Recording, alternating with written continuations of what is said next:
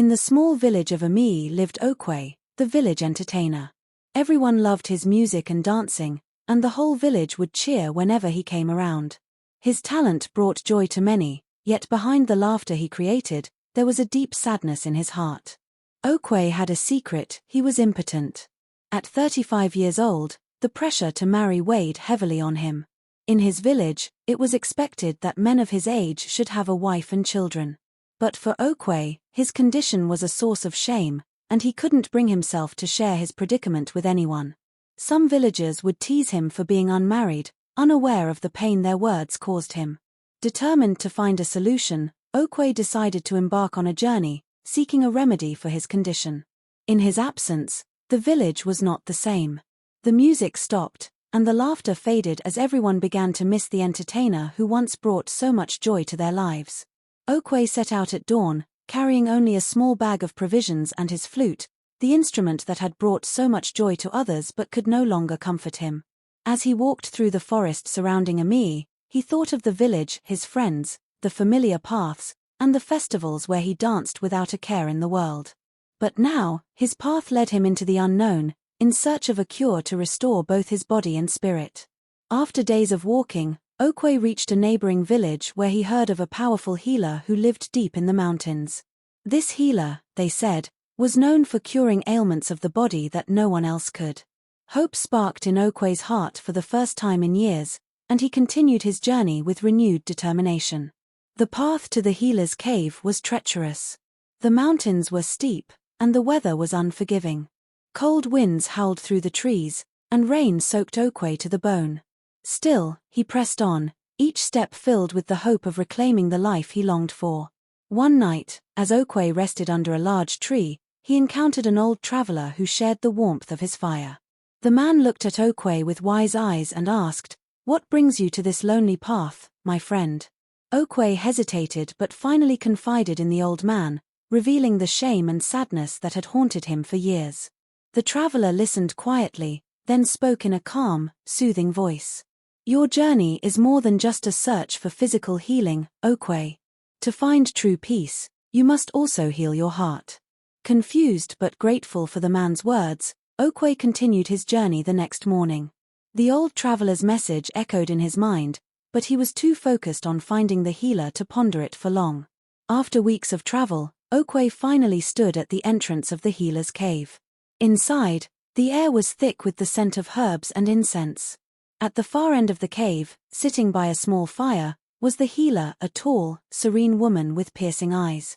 "What do you seek?" the healer asked without looking up, as if she already knew. I need to be cured," Okwe stammered. "I want to be like other men, so I can marry and live without shame." The healer studied him in silence for a moment before speaking. "You've traveled far, but your journey is only just beginning. I can offer you a remedy for your body, but your true healing lies deeper. You must learn to accept yourself, whether or not you are cured." Okwe's heart sank. He had hoped for a simple solution, but the healer's words filled him with doubt. "But how? How can I live with this burden?" The healer smiled softly. "You are not defined by what you lack, Okwe. The people who love you miss you for the joy you bring to their lives, not because of what you fear you cannot give. Go home. The answer you seek may not lie in the cure, but in your understanding of yourself." With that, she handed him a small pouch of herbs. "This may help your body, but remember, true healing begins within." Confused but determined to try, Okwe accepted the pouch and made his way back to Ami. As he retraced his steps through the forest and mountains, he reflected on the healer's words. Could it be that all this time, his shame had been a greater burden than his condition? When he finally returned to the village, Okwe was met with cheers and smiles. The villagers had missed him dearly, and his absence had made them realize just how much joy he brought to their lives. With a mix of hope and uncertainty, Okwe began using the herbs the healer had given him. But more importantly, he started to see himself through the eyes of those who loved him. He realized that his worth was not determined by what he could not do but by the happiness and warmth he gave to others. Weeks passed, and while the herbs showed some promise, Okwe's true transformation was within. He was no longer defined by his shame or fear.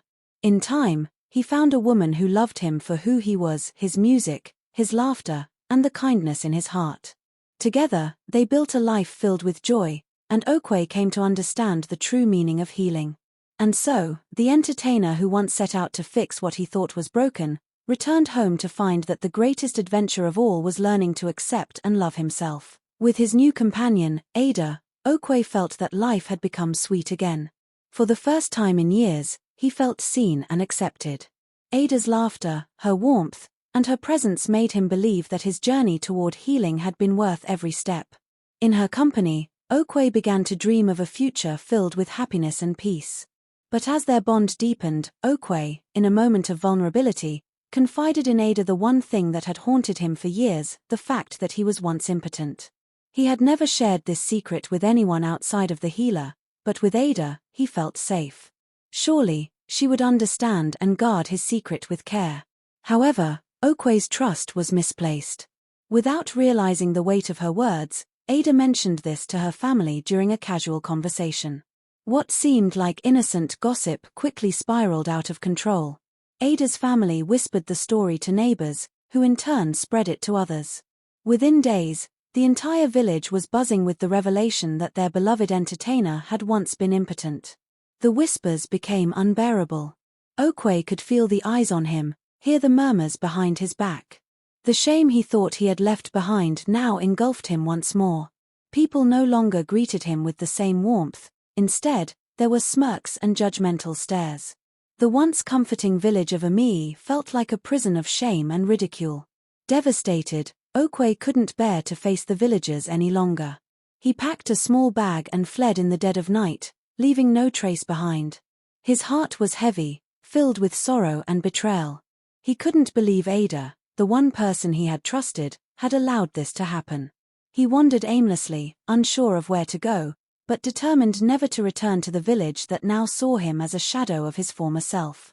Meanwhile, Ada was filled with regret. She hadn't meant for this to happen. When she realized the consequences of her careless words, it was too late. The village's cruelty had driven Okwe away, and Ada was left heartbroken. She missed him terribly, and her guilt weighed on her every moment. Desperate to make things right, Ada set out to find Okwe. But she had no idea where to start. The forest, once a place of joy during their walks together, now seemed vast and menacing. Every path looked the same, every corner a reminder of the love she had lost. But she refused to give up. She knew she had to find him, to apologize, to make amends.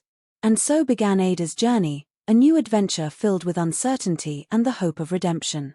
She would walk the same paths Okwe had once taken, hoping to find him before the weight of shame consumed them both forever. Ada's heart pounded with determination as she stepped beyond the boundaries of Amii, the village that now seemed as empty and distant as her hopes of ever finding Okwe again. She carried only a small bundle of provisions and the faint memory of the paths Okwe had described during their conversations. The road ahead was fraught with uncertainty, but Ada was resolute. She had to find him, to right the wrong she had done.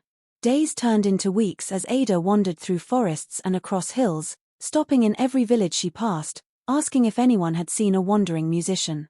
Some villagers shook their heads, others claimed to have seen a lone figure traveling quickly through the night, but none had solid answers. Her search was grueling, but Ada pressed on, driven by guilt and love. One evening, as Ada rested by a riverbank, she met a woman collecting herbs. They exchanged pleasantries, and the woman asked what had brought Ada so far from her village. Ada explained her plight, the tears she had held back finally spilling over as she recounted how her careless words had driven away the man she loved. The woman, her face etched with wisdom, listened carefully. "You seek to make amends," she said quietly. "But it is not enough to seek him without understanding the depth of his pain. Shame is a powerful thing, and it runs deep. You must not only find him, you must help him find peace."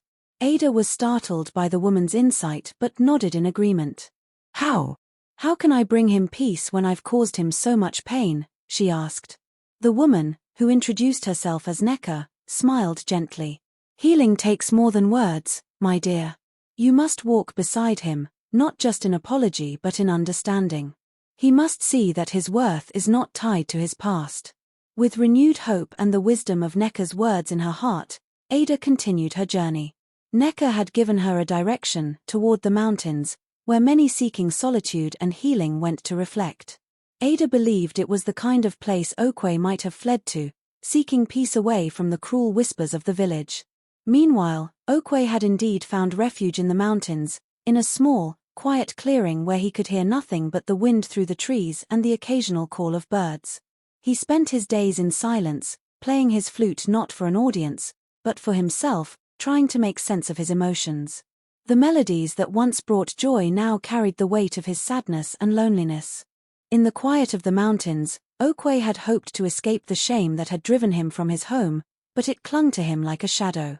He missed the village, missed the laughter and the joy he had once brought to others. But more than anything, he missed Ada. Despite her betrayal, he couldn't erase the love he felt for her. The memory of her laughter haunted him in the silence of the mountain, reminding him of the life he had left behind. One morning, as Okwe sat by a stream, lost in thought, he heard a rustling in the bushes nearby. His heart raced. He had not seen another person since arriving in the mountains. He stood up cautiously, ready to flee, but then he saw her. Ada emerged from the trees, her face etched with exhaustion but filled with determination. The moment their eyes met, time seemed to freeze. Okwe's heart swelled with a mix of anger, longing, and confusion. He had never expected to see her again.